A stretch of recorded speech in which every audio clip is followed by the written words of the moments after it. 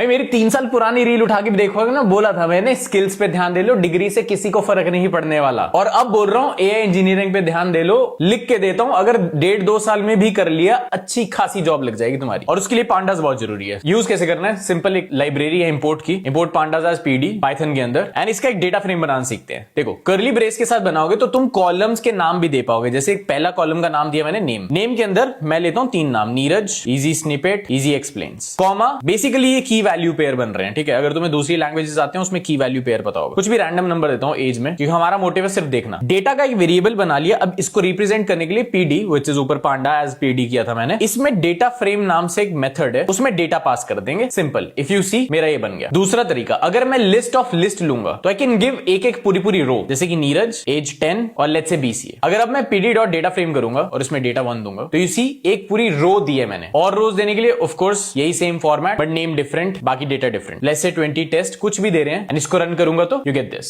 और एक तरीका होता है, लेट्स से डेटा 2 जो फर्स्ट वाला था, that's the most common one. अगर मैं लिस्ट ऑफ ऑब्जेक्ट दे दूं तो मैं की वैल्यू पेयर डाल सकता, जैसे कि नेम क्या होना चाहिए, एज क्या होनी चाहिए, कॉमा सेम चीज। अब इसको अगर मैं पीडी डेटा फ्रेम करूं डेटा 2 तो ये कुछ ऐसा देखेगा एंड ऑल सेट।